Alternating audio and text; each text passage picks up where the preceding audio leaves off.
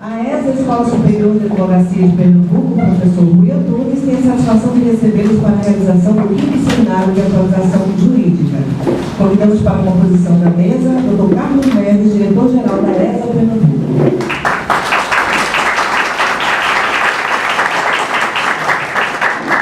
Doutora Ana Luísa Mouzinho, representando o presidente da OAB, Dr. Rony Duarte. Dr. Bruno Baptista, presidente da CAAP. Doutora Janaína Cavalcante, neste ato, representando o presidente da subseção de Vitória de Santo Antão, Dr. Washington Luiz Macedo. Lembrando que doutora Janaína é advogada e conselheira da OAB, subseção de Vitória. Doutora Thaisa Lias, presidente da Comissão do Jovem Advogado de Vitória de Santo Antão. E doutor Antônio Ribeiro Júnior, coordenador científico deste seminário. Passaremos a palavra à doutora Ana Luísa Mouzinho. Muito bom dia a todas e a todos. Eu gostaria, primeiramente, de cumprimentar a mesa na pessoa do diretor-geral da Escola Superior de Advocacia, Dr. Carlos Neves, meu amigo querido. Cumprimentar também a colega advogada que está representando o presidente da OAB local, da seccional de Vitória de Santo Antão, e dizer que, em nome do presidente Rony Duarte e de toda a diretoria da OAB, é uma grande satisfação nós estarmos aqui em Vitória de Santo Antão, uma cidade com pessoas tão queridas, na qual nós somos tão bem acolhidos sempre. Dizer que é uma satisfação muito grande a OAB se fazer presente em mais um evento da Escola Superior de Advocacia, que tem prestado serviços tão importantes para nós, advogadas e advogados, com esses seminários de atualização jurídica, que trazem para o nosso conhecimento, para a nossa atualização, informações sobre as reformas, todas essas reformas que estão acontecendo e que são tão importantes, e principalmente essa atualização que a gente, de fato, no nosso dia a dia, a gente precisa estar sempre por dentro de tudo que tem acontecido, seja na nossa profissão, seja no nosso dia de discussão, no fórum, seja nos locais de debate com a nossa família, com os nossos colegas. Então, de fato, a ESA tem prestado um serviço extremamente importante para a gente, e eu gostaria, mais uma vez, de parabenizar, Carlos Neves, a sua iniciativa de trazer ao interior esse conhecimento que é tão importante, de levar da capital para o interior, para os advogados que exercem suas atividades no interior, esse conhecimento. Então, parabenizando, eu gostaria de dar as boas-vindas a todos e desejar que todos tenham um excelente aproveitamento nesse curso. Com a palavra a doutora Janaína. Cumprimento a mesa em nome de Dr. Carlos Neves. Gostaria de dar boas-vindas a todos para esse simpósio e falar um pouco além da atualização, que é muito importante para todos na área. Mais uma vez, parabenizar a todos pela iniciativa e que seja um curso proveitoso para todos. Tenho certeza que será. Com a palavra, o doutor Carlos Neves. Bom dia a todos e a todas. Serei breve. Queria dizer a Janaína da gratidão que tenho ao Conselho Estadual, o Conselho da Subseccional de Vitória, ao presidente Washington, por receber-nos aqui nesse seminário de atualização jurídica. Agradecendo a Luísa Mouzinho, que é diretora da OAB junto com a gente, e é aqui representando o presidente Rony Duarte. Doutor Bruno Batista, que é representante de um órgão muito importante, que é a Caixa de Assistência do Advogado de Pernambuco, que é também uma diretoria da OAB. A Antônio Júnior, que tem sido um parceiro incansável nesses seminários de atualização jurídica. E a Janaína Cavalcante, a Thaisa, que representa aqui o Jovem Advogado de Vitória. Esse seminário de atualização jurídica que a gente projetou na Escola Superior da Advocacia é uma ideia de chegar a cada subseccional, a cada advogado e advogada do Estado de Pernambuco, não só com uma palestra, não só com um evento, mas um evento de dia todo, de temas atuais, de temas palpitantes, de temas que mexem com a gente no dia a dia. A mudança do sistema previdenciário brasileiro mexe com a nossa vida, com o nosso futuro. A reforma trabalhista recente mexe com, quer queira, quer não, nós somos ou contratantes ou contratados nas relações jurídicas, ou os dois, mais das vezes. Está o professor Fábio aqui que vai falar sobre isso. Então, a gente sabe que essas alterações legislativas que mudam a realidade das pessoas, mudam a realidade do advogado. mas também mudam, mais ainda, todo o conjunto social que vivemos, como no caso da reforma política. As mudanças do CPC, as questões penais que vão ser tratadas hoje aqui. Hoje é um dia de colocar para vocês mais dúvidas do que certezas, para colocar vocês a discutir com mais profundidade, saindo daquela superficialidade do Facebook. Eu gosto sempre de dizer isso, porque às vezes a gente é perguntado, ou é indagado, ou vê alguém comentar uma matéria no WhatsApp, ou chega num táxi, na rua, na esquina, alguém pergunta alguma coisa, e às vezes a gente não sabe muito sobre o assunto. E o advogado é aquele que não pode ficar sem saber dos assuntos. Porque ele é consultado não porque fulano lhe conhece, porque você é um profissional da área do direito. Então você é consultado num táxi e diz assim, essa mudança trabalhista é boa ou ruim? Você não tem opinião sobre isso.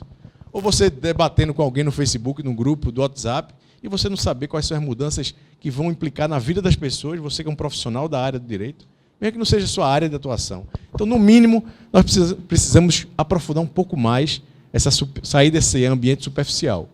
Quando o advogado, por obrigação, se aprofunda, ele atua em nome do cidadão, mas também ele defende esse Estado democrático de direito que a gente vive.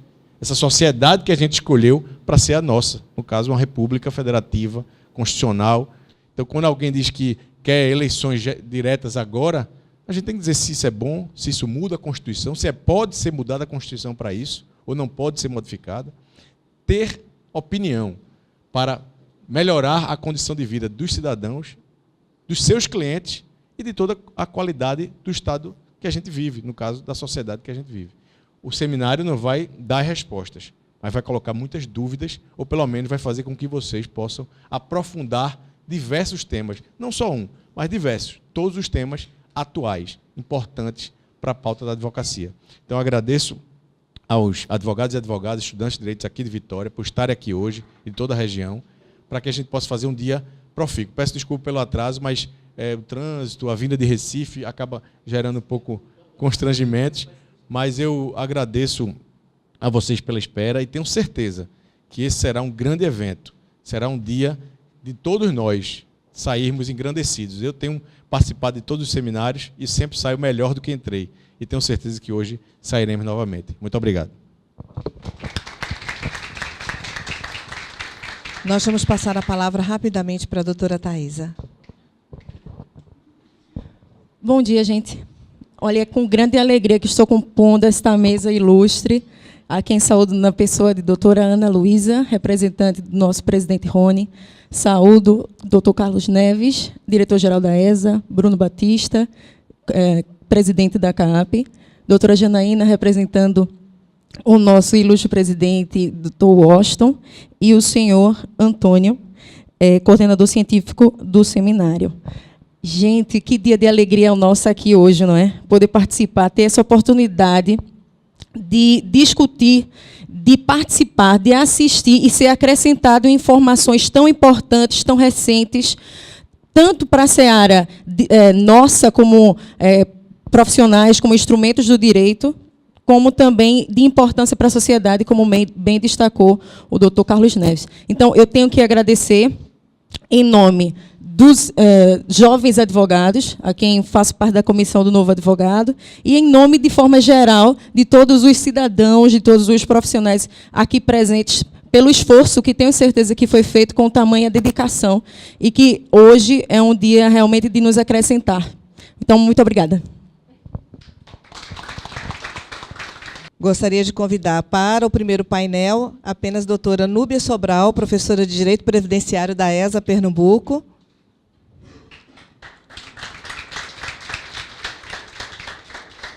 Apenas identificando os nossos membros, o presidente da mesa, doutor Antônio Ribeiro Júnior, coordenador científico do seminário. Como palestrante, teremos doutora Núbia Sobral, professora de Direito Previdenciário da ESA. Como palestrante também, doutor Bruno Batista, presidente da CAAP. Como debatedor, convidado pela OAB Subseção Vitória, a doutora Janaína Cavalcante, advogada e conselheira da OAB Subseção Vitória. Com a palavra, o presidente da mesa. Bom dia a todos. Não vou prolongar a espera. Nós estamos aqui para ser agraciados com os debates, as palestras, as exposições. Só agradeço a todos os presentes. O seminário ele já é vitorioso. e Vitória demonstra isso com muita maestria. Bom, eu vou passar a palavra à doutora Núbia Sobral, que é coordenadora de Direito Previdenciário da Escola Superior da Advocacia de Pernambuco, que terá 20 minutos nas suas exposições. Bom dia a todos, bom dia a todas. Eu gostaria inicialmente de registrar meus cumprimentos aqui ao doutor Antônio, ao doutor Carlos Neves, pela essa brilhante iniciativa, dizer que realmente é uma satisfação muito grande estar aqui hoje, honrando esse convite, de juntos estarmos aqui falando sobre a reforma da Previdência. Meu querido Bruno Batista, presidente da CAAP, que hoje, pela primeira vez, a gente partilha os debates, né, Bruno? Doutora Janaína também. Mas, antes mesmo de começar a minha fala, eu não posso deixar de registrar que estar em Vitória hoje é, para mim, significativamente uma vitória. E eu peço somente uma parte, exclua isso aí do cômputo aí dos 20 minutos, porque eu não posso deixar de fazer esse registro. Essa é a segunda vez, depois que quando eu saí daqui pequena, eu retorno a Vitória, porque essa cidade nos acolheu. Quando meu pai trabalhava aqui no Engenho Pitu, né, e essa cidade nos acolheu numa época de muita dificuldade nossa, em que ele estava desempregado. E eu me lembro que, naquela ocasião, a minha mãe, que nunca teve estudo, e meu pai, que também nunca teve estudo, mas ela, diferentemente dele, sempre deixou isso para a gente como legado. As escolas iam, as aulas iam retornar, e a minha mãe não tinha como, naquela época, a gente comprava um bolso, e sequer o dinheiro do bolso a gente tinha para comprar.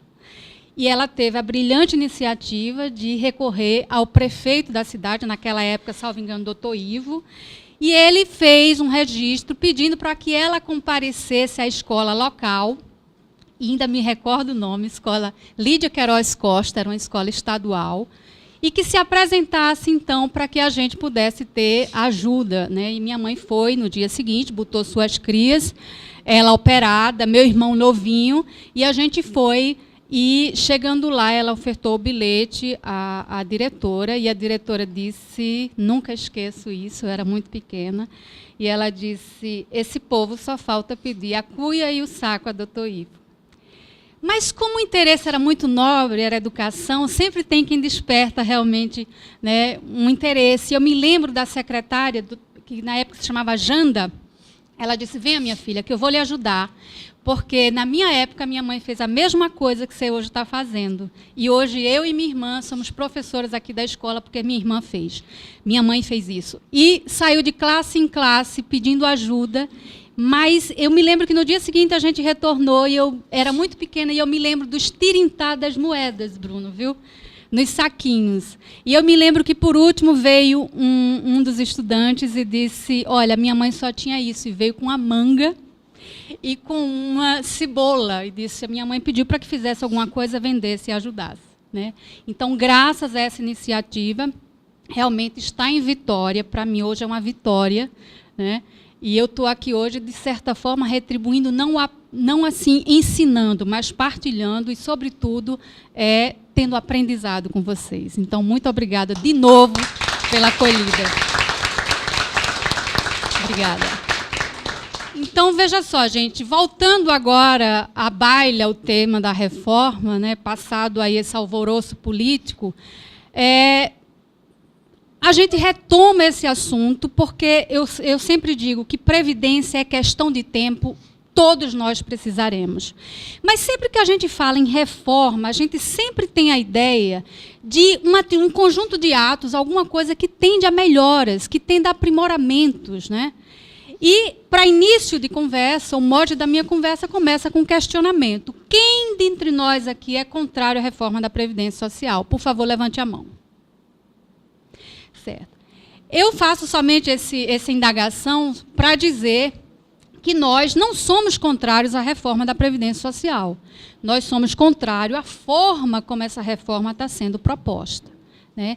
E, para isso, eu falo para vocês, apresento a vocês o mito do famigerado déficit da Previdência Social e o número mágico dos 65 anos, que foi retirado tão somentemente da exposição de motivos que consta da PEC 287, em que foi eleito como parâmetro, esses 65 anos, a idade mínima tomada pelos países da OCDE, né, que reflete outra realidade, gente, totalmente diferente da nossa, né?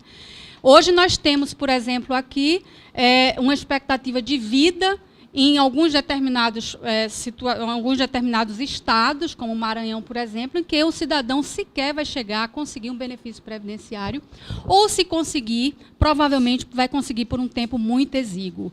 Mas eu falo justamente sobre isso para lembrar a todos vocês que, quando a gente fala em direitos da Seguridade Social, a gente tem que tomar por base os direitos essenciais da pessoa, que já foram garantidos desde 1948. Né?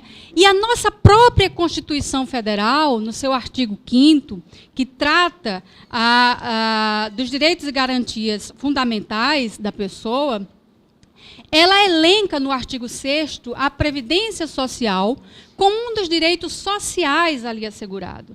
Então, quando eu falo de previdência, eu estou falando de direitos elementares, são direitos de resguardo, direito de seguranças em situações de incontingências. Não dá para a gente fazer, por exemplo, esse aparato de que a reforma da Previdência tem que ser descida goela abaixo, sem que tenha tido uma discussão primeira com os principais interessados, que são os segurados e os trabalhadores do Brasil, né? E aí, então, eu esclareço aos senhores que a questão da reforma da Previdência, ela é eivada, sim, sobretudo, de muitas inconstitucionalidades, né? Porque não foi discutido conforme estabelece o artigo 10 da Constituição. Nós temos, por exemplo, mandados em que a 21ª Vara de Brasília, e agora, em fevereiro, um mandado de segurança que tramita no Supremo Tribunal Federal, em que o relator é o ministro Celso de Mello, em que ele pede que se comprove de modo atuarial onde está esse famigerado déficit da Previdência, que até hoje ninguém conseguiu comprovar. Ninguém conseguiu comprovar. Porque sempre que se fala no déficit da Previdência, se toma tão somente por base a contribuição previdenciária feita pelo empregador e feita pelo empregado. Mas se esquece que no artigo 195 da Constituição existem muitas outras fontes de arrecadação que não se computa nessa equação. Então, por esse motivo, o governo fala sempre no famigerado déficit, mas nunca chegou a comprovar. E o pior de tudo, ele lança uma propaganda que amedronta a população. Mas, antes mesmo de falar sobre o que vem por aí, eu gostaria de lembrar aos senhores que a Previdência Social já vem sofrendo profundas alterações. E eu gosto de salientar aqui, Bruno, como talvez a principal delas seja que depois de 56 anos, a Previdência Social pertencendo ao Ministério do Trabalho, ela finalmente passa a integrar o Ministério da Fazenda. E, com isso, o segurado da Previdência Social, ele passa, sim, a ter esse caráter, essa conotação meramente, tão somentemente econômica, como se fosse ele o verdadeiro causador dos prejuízos e dos desmandos econômicos que existem na nossa sociedade, né? E para piorar ainda essa questão, aí você verifica que, por exemplo, a parte operacional, que é o INSS, ele passa a integrar o Ministério de Defesa Social Agrário, né? Veja só o que é que cuida esse ministério, ele cuida de políticas compensatórias, né? Então, a gente passa realmente a ser embutido essa ideia de que Seguridade Social, de que Previdência Social é favor, quando, na verdade, é um direito, você contribui para isso, você faz as suas devidas contribuições e os seus recolhimentos. E ainda o mais importante, e que cabe destacar, dentre profundas alterações que já tivemos, eu gosto de citar aqui, né, a questão do famigerado pente fino, a Operação Pente Fino, que veio primeiramente com a primeira medida provisória, depois ela perdeu a valia, ressuscitou agora no início do ano, e agora finalmente foi transformada em lei. Um absurdo, que eu costumo dizer, tratar o segurado da Previdência, porque pente fino é para se retirar piolho, e piolho é parasita, é fazer uma comparação esdrúxula de que o segurado da Previdência Social é como se parasita fosse. E aí eu lembro aos senhores que essa lei agora, essa operação pente fino, nós já não temos perícias, a gente já não pode marcar perícias para o segurado para o próximo ano, porque todas as perícias no INSS estão agendadas para fazer essa operação pente fino. E o que é que basicamente estabelece essa operação pente fino? Primeiro, cortes de benefícios. Eu já falei para vocês e agora estou lembrando, Previdência Social passa a ser agora tratada como uma questão de pecúnia. E o interesse realmente é fazer redução de gastos. Já tivemos revisões de mais de 160 mil auxílio-doenças que foram cortados, e a ordem da economia aqui já gira em torno de algo de 62 bilhões, né? Então, eu já digo isso, realmente, é um direito da Previdência Social realmente fazer essa fiscalização, está na lei. O que eu acho errado é não oferecer a contrapartida. A gente vai ver, por exemplo, interiores, aí onde eu tenho escritórios, você vai ver, por exemplo, perícias que são marcadas para um ano. Gente, um ano depois, essas lesões já estão consolidadas. Esse cliente não vai poder, esse perito não tem como aferir essa incapacidade dessa pessoa. E o pior, essa pessoa que às vezes é obrigada a retornar ao trabalho, ela volta e piora o seu estado de saúde, né?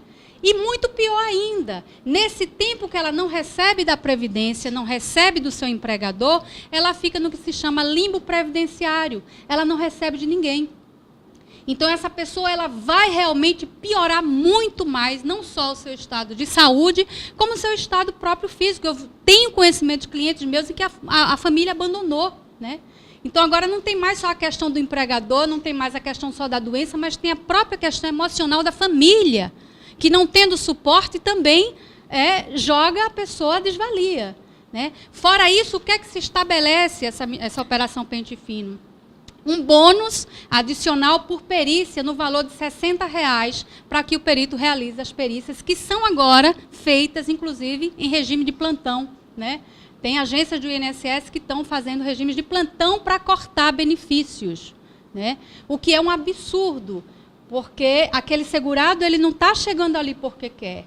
Ele está com a pressão alta lá em cima, ele está com um problema de coluna, ele não pode trabalhar realmente porque o único amparo dele naquele momento é realmente a concessão do benefício previdenciário. Outra coisa que também estabelece essa operação pente fino é os cortes do benefício, que quando não são fixados somente num prazo de 120 dias. Se não houver demarcação dessa perícia, esse benefício vai ser dado por um prazo exíguo de 120 dias. A pessoa passa 4 meses no gozo do benefício e, assim que esse benefício é cortado, ela começa a mesma via crucis, né? E é isso que eu falo para vocês. E isso que a gente tem que ter em mente, que quando ela for fazer esse agendamento lá, ela só vai encontrar, às vezes, para 6 meses, 8 meses depois. E aí eu lembro aqui aos senhores que nós somos advogados. E advogado não pode temer. Advogado não pode, como dizia uma colega minha, não pode ser advogado pereba. Ele tem que realmente forçar e ele realmente tem que lutar pelos direitos dos seus clientes, porque é um direito essencial, como eu falei anteriormente. E aí eu lembro, os senhores, que existem algumas medidas, Bruno. O próprio artigo 60 da Lei 8.213 estabelece uma possibilidade de convênios que podem ser feitos com médicos do SUS para realizar a perícia.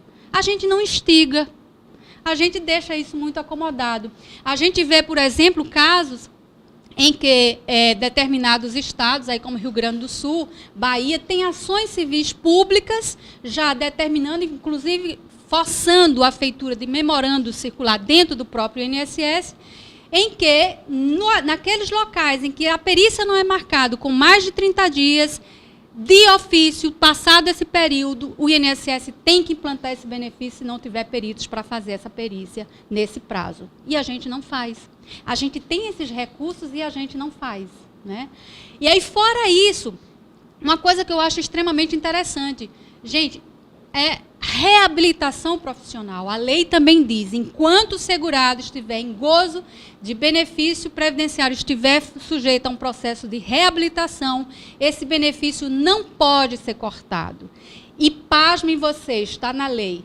Mas sabe o que é que oferece esse processo de reabilitação? Oferece cursos ao segurado, inclusive fora de domicílio, oferece a oferta de prótese, de órtese para ele, também para alguns dos seus dependentes, oferece, inclusive, eu nem sabia desse aspecto, mas oferece nos locais em que a pessoa não tem, por exemplo, como fazer essa reabilitação, que se destine até lá uma equipe volante multidisciplinar para fazer essa reabilitação, está na instrução normativa isso, né?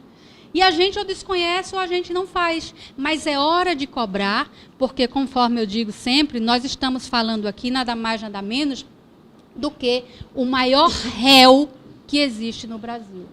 O INSS é o maior réu que existe nesse país. Então, por exemplo, o que é que se propõe essa reforma? Coisas absurdas, como essa que eu já falei aqui agora, a estipulação de uma idade mínima de 65 anos, pegando como parâmetro países da OCDE, né? A gente vai ver, por exemplo, coisas terríveis nos benefícios de pensão por morte, que já sofreram profundas reformas recentemente, né? Você veja o caso, por exemplo, uma das propostas do benefício de pensão por morte é promover a diminuição, o retorno das cotas. Então, vamos supor que, por exemplo, uma mãe que tenha 44 anos, e aí só nessa possibilidade ela vai ter direito a uma pensão vitalícia, né, se ela tiver mais de 44 anos. Vamos supor que essa mãe rateie uma pensão com 2 filhos, no valor de R$3.000 essa pensão. Se um dos filhos nos termos da proposta dessa reforma, se um dos filhos, por exemplo, atingir essa maioridade, a cota dele sai. Vamos supor que fosse R$1.000 para cada um, né? O outro atingindo a maioridade, essa cota dele também sai. Essa mãe, que agora vai ser idosa e que a vida inteira viveu com benefício no valor de R$3.000, ela vai ter que agora amargar não só o luto, mas amargar também uma pensão extremamente reduzida numa velhice. E venhamos e convenhamos, isso é desumano. Eu costumo até lembrar, eu faço esse à parte aqui, que o benefício de pensão por morte, ele é um benefício que desde a época bíblica, todo meu tempo, que desde a época bíblica, ele é um benefício que ele tem um certo amparo, né? Que ele tem realmente, eu lembro sempre a passagem do profeta Eliseu, quando ele chega e diz para a viúva, né? A viúva diz assim, olha, meu marido sempre te serviu e agora nós estamos amigos e meus filhos vão ser pegos como escravo. E ele diz, no que você foi providente? O que você guardou? Ela diz, não muita coisa, a não ser um pouco de azeite. E o azeite naquela época era realmente uma moeda extremamente forte. E diz a passagem bíblica que ele multiplicou e essa viúva, então, se tornou previdente, né, e se teve o seu amparo aí na pensão. E eu costumo até brincar que também o próprio Cristo também tinha esse amparo com relação às viúvas, ressuscitou o filho da viúva de Naim para que a mãe não ficasse desvalida. E eu brinco, né, pegando essas passagens, a gente chega a um seguinte silogismo, né? Premissa maior, como dizia o próprio Cristo, quem não está comigo está contra mim. Premissa menor, quem não ajunta comigo espalha. A gente chega à conclusão de que essa reforma só pode ser uma coisa do cão, né? Nos termos que ela foi proposta, só pode ser uma coisa do cão. Então, assim, mais importante, finalmente, cabe destacar aqui, é como e quem interessa, a quem interessa essa reforma nesses moldes. Eu lembro aos senhores que o Chile foi, na década de 80, o país que fez a primeira reforma da Previdência, nos moldes mais ou menos como talvez a gente chegue lá. de se fazer, tirar essa reforma dessa forma de custeio do governo e custeio do trabalhador. E hoje, passado 30 anos, nós estamos tendo os primeiros aposentados do Chile.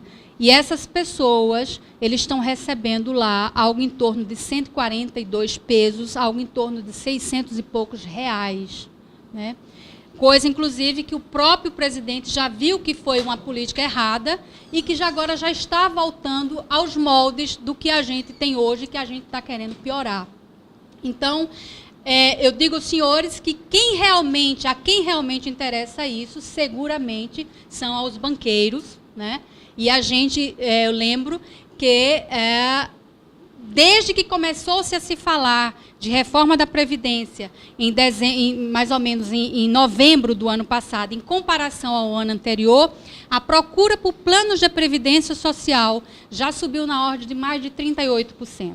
É aquilo que eu costumo falar. Uma mentira, quando é dita muitas vezes, depois ela acaba sendo admitida como verdade.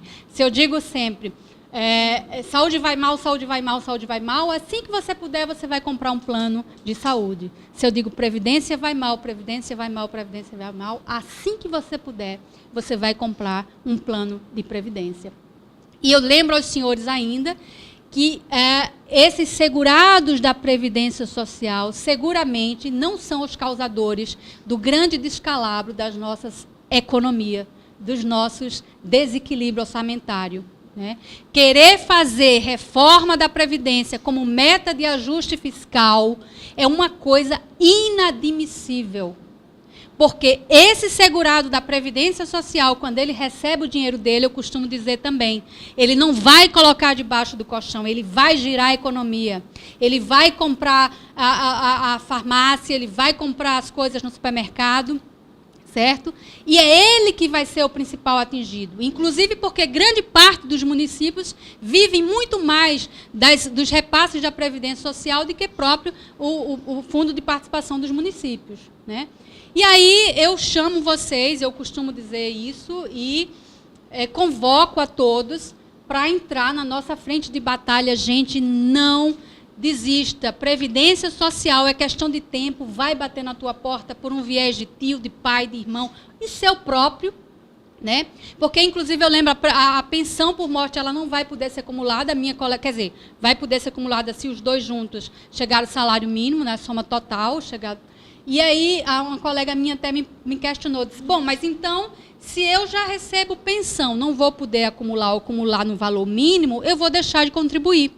Eu disse, mas você esquece que você é contribuinte individual, e contribuinte individual não é faculdade, não é, Bruno? Ele é segurado obrigatório da Previdência Social.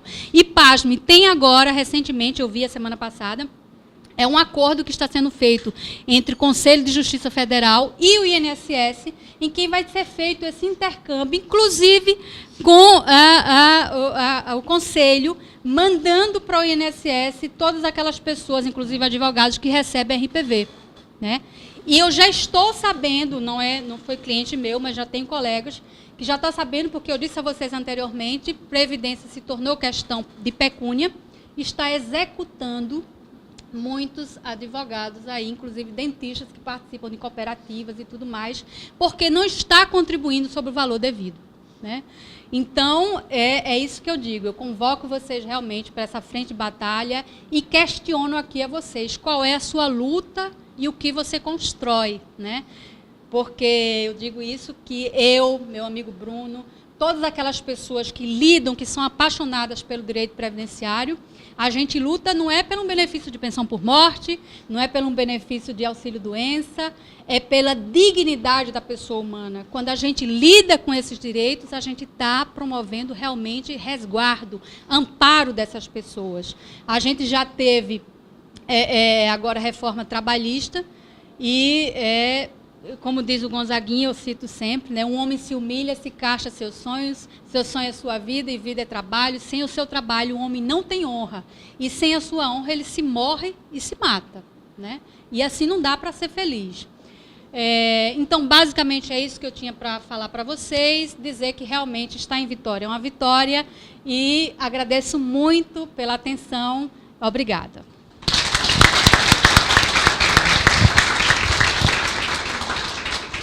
Professora Núbia, obrigado pela exposição, muito boa. Deu até umas dúvidas também, mas depois a gente tira. Vou passar diretamente para o doutor Bruno Batista, presidente da CAAP, que também terá 20 minutos para fazer a sua exposição. Bom dia a todos, bom dia a todas. Quero cumprimentar meu presidente da mesa, Antônio Júnior, e pedir licença para falar de pé, que é cacoete de advogado, de falar de pé. Quero cumprimentar também Núbia, dizer a Núbia que é uma responsabilidade de falar depois de você, viu, Núbia? Com a sua empolgação, com o seu conhecimento de direito previdenciário, é sempre uma responsabilidade. Nossa colega também, Janaína Cavalcante, quero cumprimentar.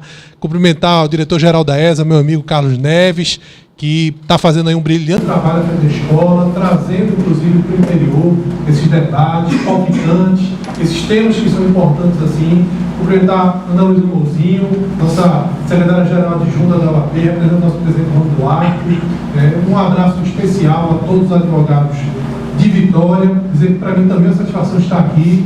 Eu que os bons momentos da minha infância que eu me lembro me remetem a Pirituba, aqui pertinho, onde meu pai tinha um sítiozinho, eu ia todo final de semana. Aqui estava também aqui perto, meu tio também tem uma fazenda. Então Vitória para mim realmente, quando penso em coisas boas da minha infância, eu penso em Vitória. Então é satisfação pessoal também estar aqui, especialmente para falar de previdência, de reforma da previdência. Esse é um assunto realmente que merece esse debate, merece essa reflexão, e todos nós, advogados, estudantes, nós temos o dever de realmente estudar e para podermos ser vetores de um debate mais profundo sobre isso. É o tipo de debate que não pode se limitar aos gabinetes do Congresso Nacional. É um tipo de debate que não pode se limitar a ser uma mera troca de emendas parlamentares, como o governo vem negociando. É um debate que toca a fundo em todos nós. Todos nós, se não somos aposentados, um dia provavelmente seremos. A alternativa que tem em relação a ser aposentado é pior.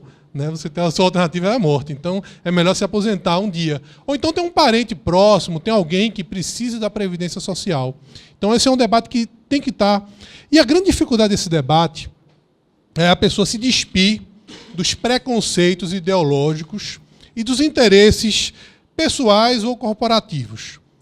Esse realmente é o grande entrave a esse tipo de debate. Porque esse é o tipo de debate também que a gente precisa se despir desses preconceitos. E não só dos preconceitos, também dos interesses. Nós temos que pensar em uma previdência social que sirva aos mais pobres. Aquele que realmente precisa da previdência social. Quando se fala em idade mínima, por exemplo, 65 anos, 65, 62, etc., idade mínima para uma pessoa que possui uma renda alta, que possui um bom padrão de vida, que tem acesso a bons hospitais, bons médicos, isso é uma bobagem. Quem é um médico, quem é um advogado, vai trabalhar tranquilamente. Quem hoje tem 20, 30, 40 anos, vai trabalhar tranquilamente até os 65, até os 70, até os 75, até os 80 anos. Tranquilamente. Agora, quero ver uma pessoa que trabalha aqui no engenho chegar aos 65 anos trabalhando. Conseguir chegar, você que olha para aquela pessoa que tem 65 anos e que tem a aparência de 90 anos de idade. Esse aí é que eu quero ver chegar aos 65 anos trabalhando. Esse não chega. É nessa pessoa que a gente tem que pensar quando se fala em reforma da Previdência. Não os engravatados. Esses não precisam tanto da Previdência, não. Cada um, inclusive, pode cuidar da sua. Mas essas pessoas realmente vão precisar da Previdência para não morrer de fome. Então, nossa principal preocupação, nosso principal ponto tem que ser com essas pessoas. Nosso principal compromisso nesse debate tem que ser com essas pessoas. Lembrar que, no século XX, a grande conquista do povo brasileiro, uma das grandes conquistas do povo brasileiro e do mundo, na verdade, foi uma previdência social. Isso aí, realmente, sem sombra de dúvida. Em 1900, a expectativa de vida do homem e da mulher, na média, era de 33 anos de idade. Não tinha por que se preocupar com previdência social. Você morria antes de se aposentar. Você morreu com 33 anos. Essa era a média da expectativa de vida do brasileiro em 1900. Chegamos no ano 2000 com a expectativa de vida superior a 70 anos. Estamos hoje com a expectativa de vida de 75, 76. 2020, agora, a gente vai chegar a 77 anos e vamos chegar em 2040 a 78 anos de expectativa de vida. Vejam que mudança em um pouco mais de um século.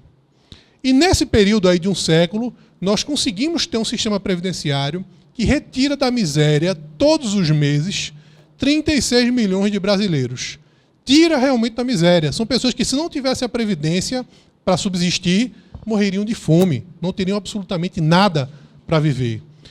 Porque quando se fala em reforma da Previdência, o governo gosta de destacar, nesse debate, aquelas pessoas que ganham 10 mil, 15 mil de aposentadoria, quando essa não é a realidade.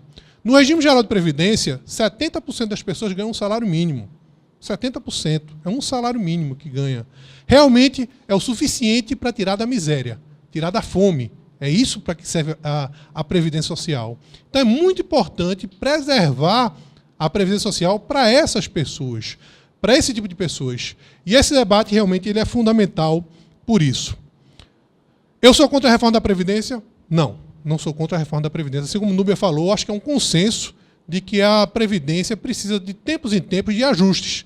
Precisa de tempos em tempos, até por conta dessa mudança de expectativa de vida que eu falei aqui para vocês agora há pouco. Com esse aumento da expectativa de vida, precisa de tempos e tempos a Previdência Social sofrer alguns ajustes, algumas reformas, como já vem vindo.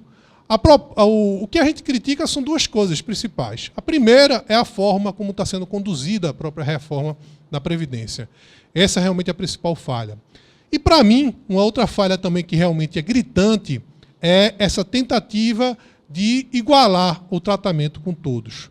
Você não pode, aí, num país com tanta desigualdade como é o Brasil, pensar em um sistema que sirva para todo mundo, né? Um sistema único, assim, que sirva para todas as pessoas. Como falei aqui, não dá para tratar idade mínima igual para uma pessoa que ganha um salário mínimo e uma pessoa que ganha 20 mil reais por mês. É diferente. Você pode tentar, de todo jeito, realmente tentar igualar essas pessoas, mas não dá para você igualar. Até porque isonomia é tratar os iguais igualmente e os desiguais desigualmente na medida da sua desigualdade. Isso aí é aristotélico, isso já vem aí de milênios atrás. Então, realmente, esse, para mim, é o segundo grande defeito da proposta de reforma, exatamente essa tentativa. Se você pegar, no Brasil, falando ainda em expectativa de vida, no Maranhão é 64 anos de idade. Já em Santa Catarina já está em 78 anos de idade. Nós não temos um Brasil só, nós temos vários Brasis dentro do Brasil. E não precisa ficar aí, não. Se você pegar dentro da própria cidade, lá no Recife mesmo, onde tem um estudo mais aprofundado com relação a isso, a expectativa de vida do bairro de Boa Viagem já está nos 80 anos de idade, já chegou aos 80 anos de idade. Em compensação, bem pertinho ali no Coque, é um pouco mais de 40 a expectativa de vida no Coque. Então, você tem desigualdades com 2 quilômetros de distância. Então, você não pode realmente também tratar igual o morador de Boa Viagem e o morador lá do Coque, que vai morrer com 40 anos de idade. Realmente é bem diferente. Segundo o jornal Valor Econômico, caso passe essa idade mínima de 65 anos para homem e 62 para mulher, que é a proposta do governo federal, 19 municípios do Nordeste não vão ter aposentados. Porque a expectativa de vida não chega a isso. Não vai chegar a 65 e 62. Então, nós teremos aí, é claro que isso é estatístico, porque sempre tem aquelas pessoas que superam a expectativa, até porque é uma média, mas nós teríamos aí 19 municípios praticamente sem aposentados. Então, é isso que se tem que realmente se pensar. E aí o governo, aí é outra crítica à forma que a gente faz, vem falando em rombo da Previdência de forma reiterada. O rombo da Previdência, gasta aí milhões de publicidade, Globo, jornal, revista, em todo canto, falando sobre rombo da Previdência, mas ele deixa de esclarecer algumas coisas também. Ele deixa de esclarecer, por exemplo, que a Seguridade Social tem 7 receitas previstas na Constituição. E, para calcular o suposto rombo, eles desconsideram 5 dessas 7 receitas. Deixam só 2, contribuição do empregador e contribuição do empregado. Só as 2. As outras, né, que nós temos, COFINS, até receita de prognósticos, contribuição social sobre o lucro líquido, todas as demais, eles simplesmente desconsideram.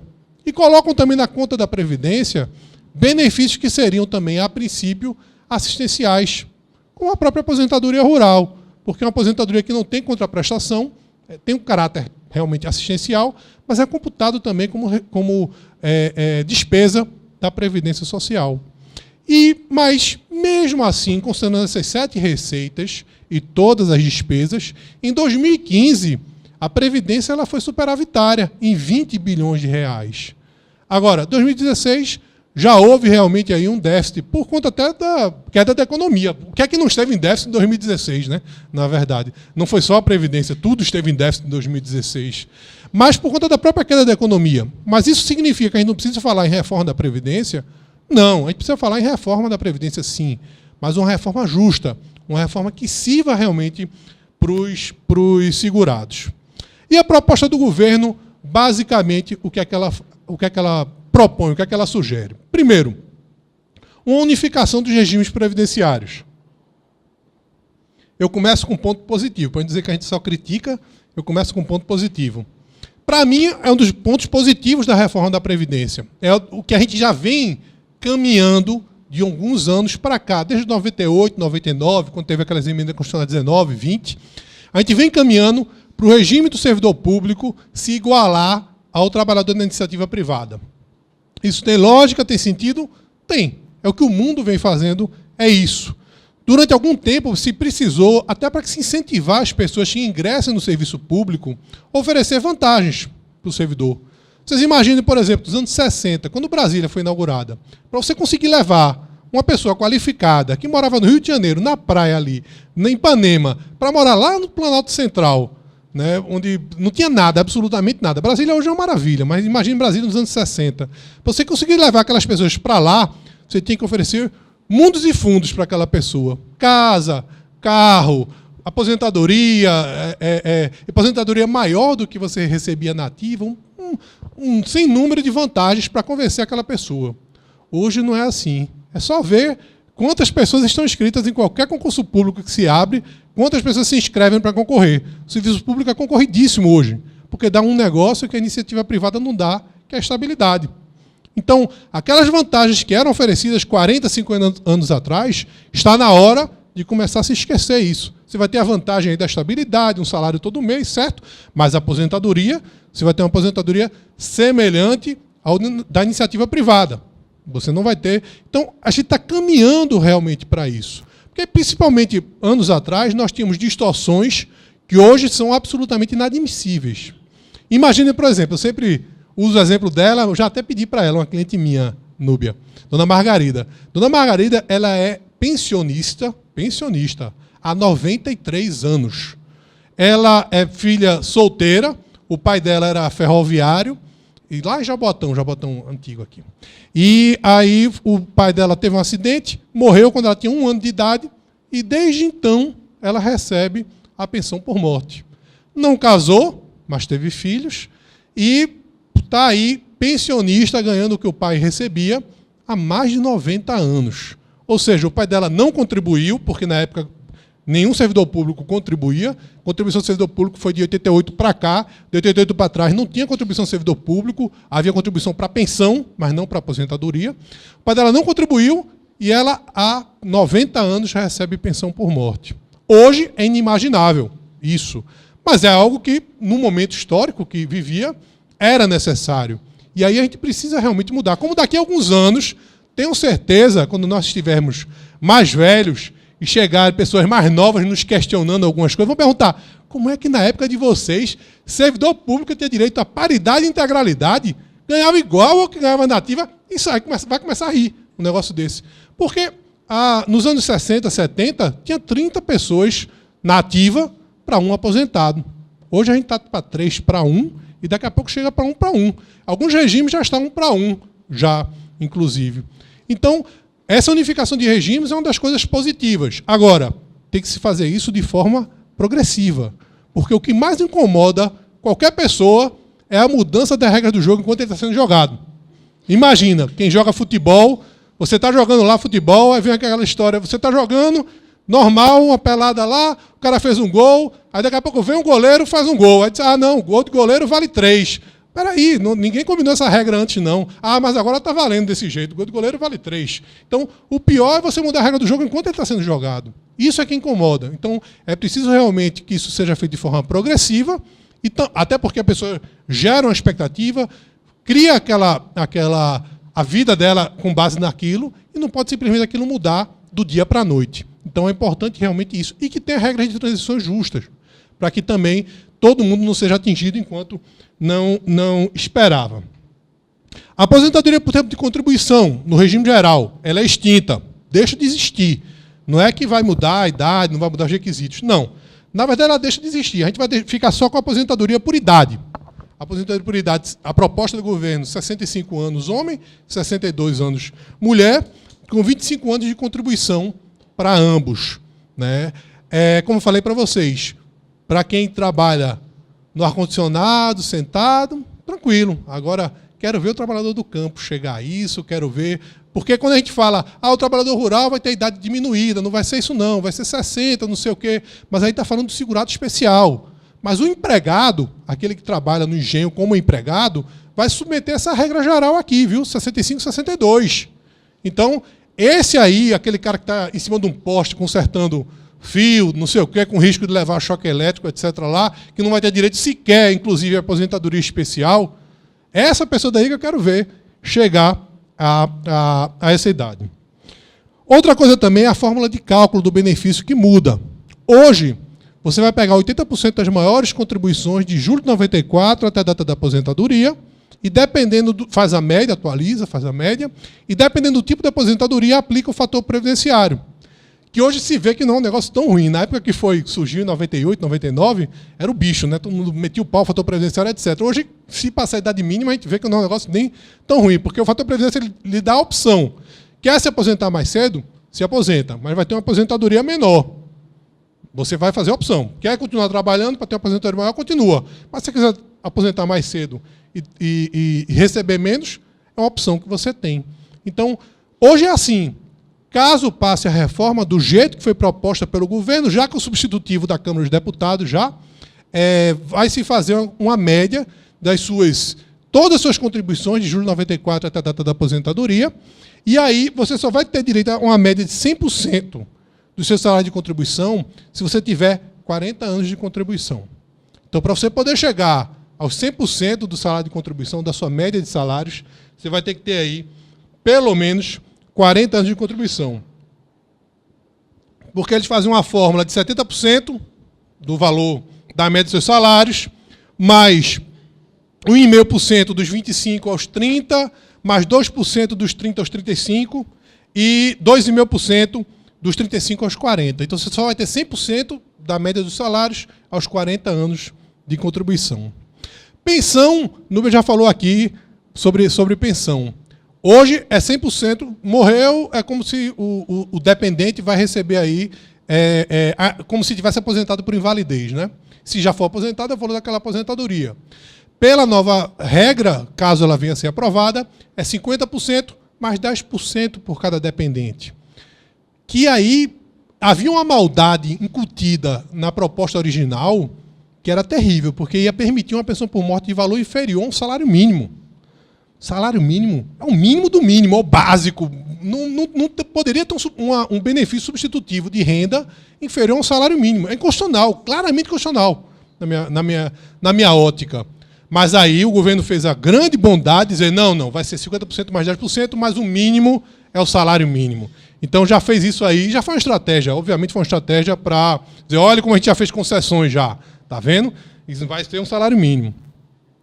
Criaram regras especiais para professores, trabalhadores rurais e policiais, professor 60 anos de idade, 25 de contribuição, idade igual, homem e mulher, né?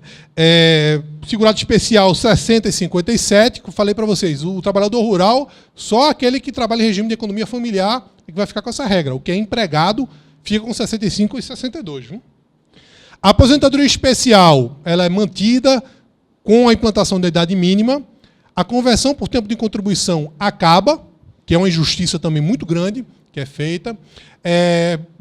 Também a aposentadoria especial, atividade perigosa, como essa que eu falei do eletricitário que está exposto à energia elétrica, do vigilante que usa arma de fogo, etc., deixa de existir também, só a atividade efetivamente insalubre é que vai ter realmente essa direito à aposentadoria especial.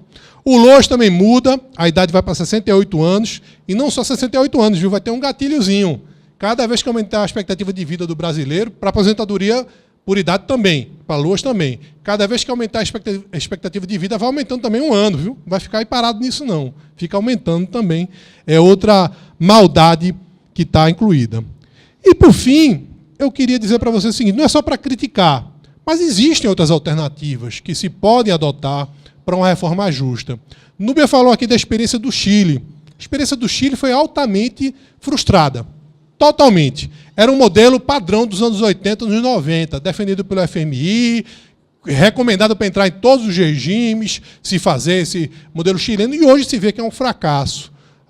Um dos principais problemas do governo atual lá, da Bachelet, é exatamente conseguir minimizar essa nova geração de aposentados que ganham abaixo, não é do mínimo chileno, não, é do mínimo brasileiro. Eles estão ganhando R$600 por mês de aposentadoria.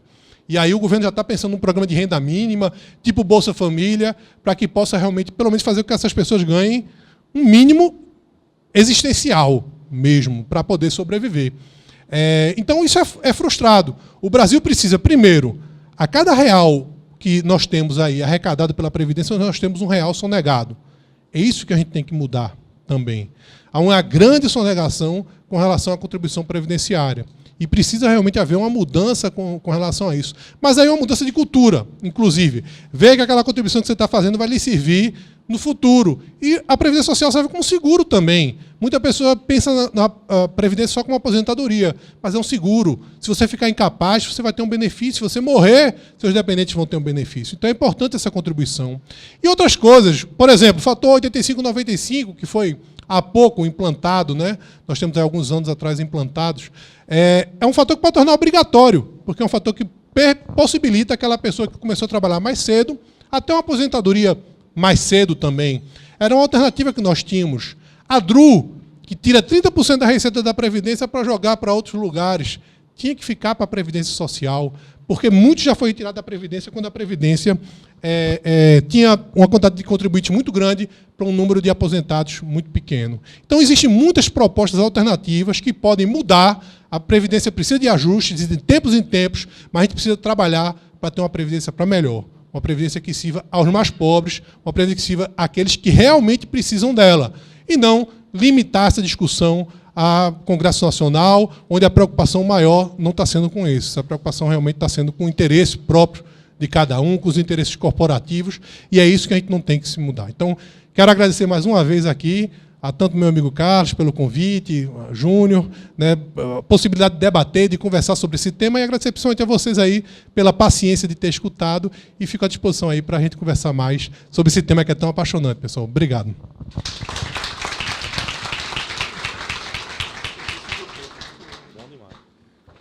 Agradecemos ao doutor Bruno Batista pelas posições esclarecedoras.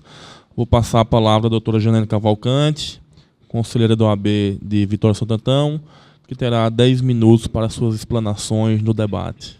Primeiramente, gostaria de agradecer, né, por nos presentear com os conhecimentos e esclarecimentos, doutora Núbia e doutor Bruno Batista. Eu vou me despir um pouco das minhas dúvidas e dar a palavra para ver se algum colega teria alguma dúvida, se queria esclarecer alguma coisa. Aproveitar os mestres aqui para tirar alguma dúvida. Teria alguém com interesse?